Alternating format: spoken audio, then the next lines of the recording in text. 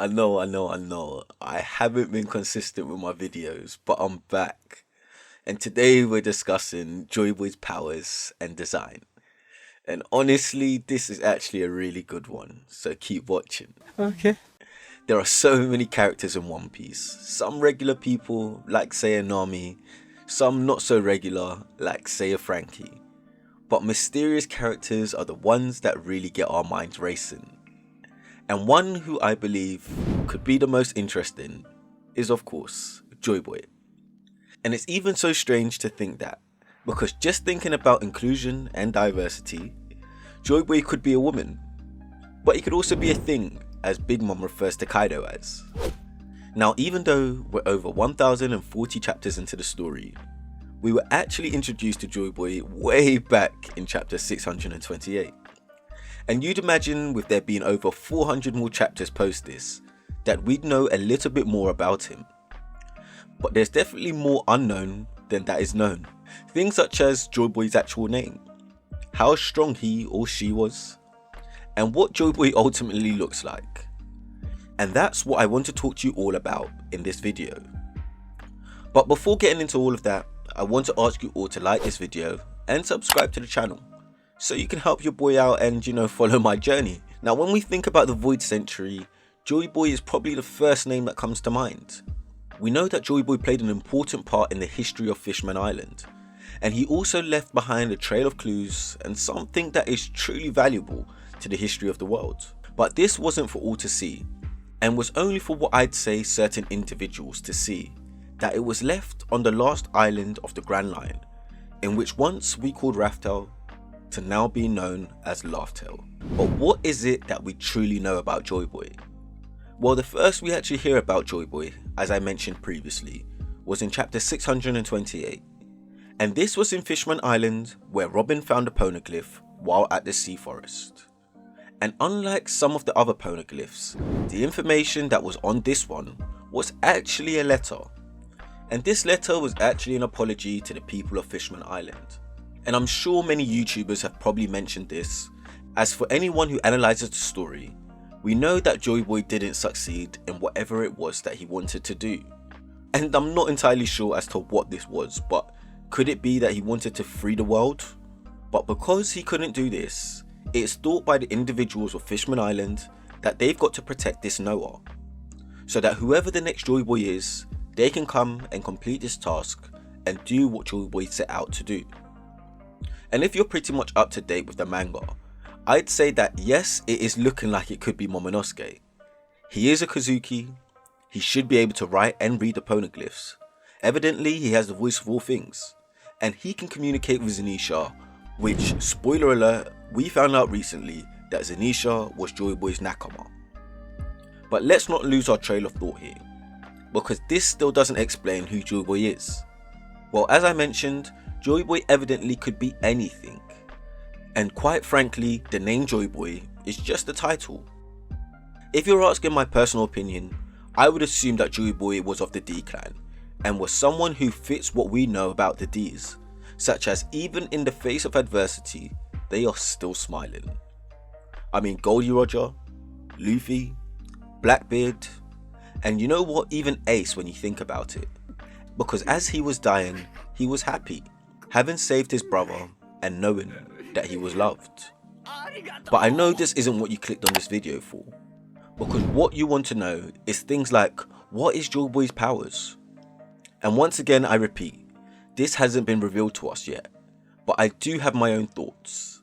I'm a believer of the parallel between Joyboy and Imu-sama. Could they be related? Who knows? But that certainly is a possibility. And even though I might not like it, I could very much see some sort of similarity to Naruto, where we have Kaguya's two sons, Hamura and Hagoromo. And Imu and Joyboy have different views on what the world should be like. But in terms of sheer strength, they are both so broken.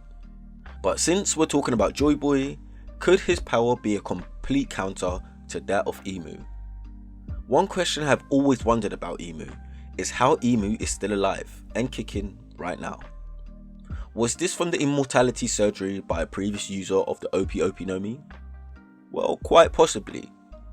Or could it be that Imu has the most broken devil fruit in the series that we're yet to find out about yet? I think that's a possibility too.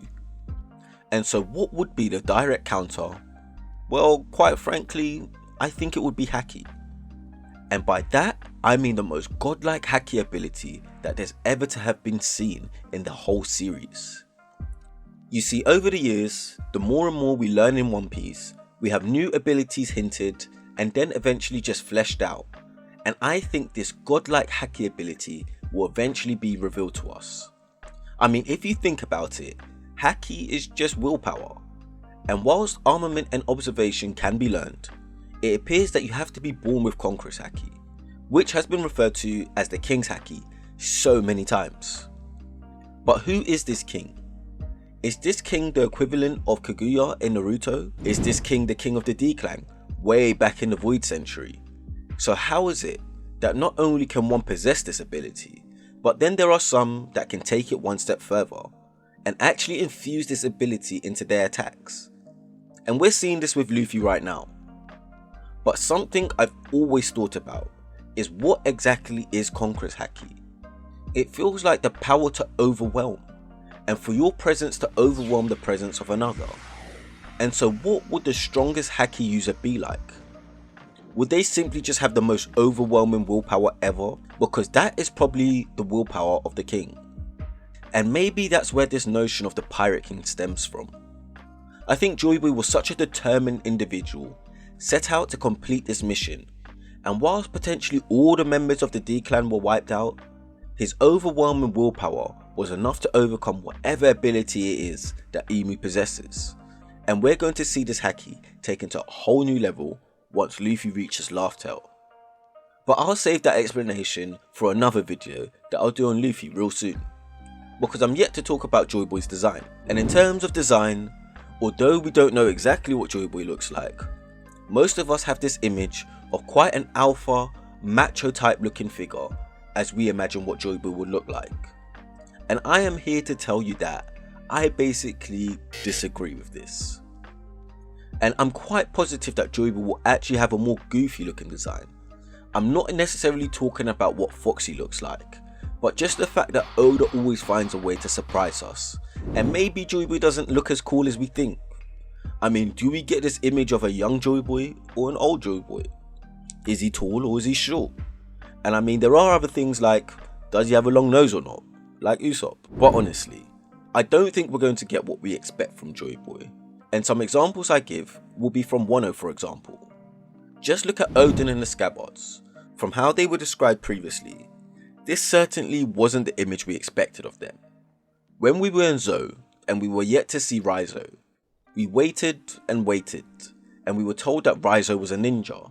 And at that time, pretty much everyone I spoke to had this image of a cool looking ninja, just using Naruto as a base of what you were expecting a ninja to look like. And then when we finally got to see Raizo, the One Piece reality hit, and we realized that this is a One Piece ninja and that Oda kinda trolls a lot. And I think we can expect this when we finally do see Joyboy's design. But to wrap things up, I think it's evident that since we're learning so much about Joyboy, Momonosuke, the journal and Zenisha, Joyboy's reveal has to be coming. And as it stands, Zenisha is on standby, almost awaiting an order from Momonosuke. And as I feel Zenisha will be very key to the victory in Wano, it's only a matter of time until we get Zenisha's flashback. And if we find out exactly who Zenisha is and why Zenisha was punished, then within this, I think there's a strong possibility of us getting that Joyboy reveal too. But let me know what you all think. Do you think we'll be getting Zenisha's flashback? And do you think within this, we could see Joyboy's design? And if we're lucky, a glimpse of his powers too? Just let me know down in the comments. And as usual, if you like anything I've had to say, then please make sure you leave a like on the video. And if you like content like this, then make sure you subscribe to the channel and hit bell notifications so you never miss out when I drop more content just like this. Say.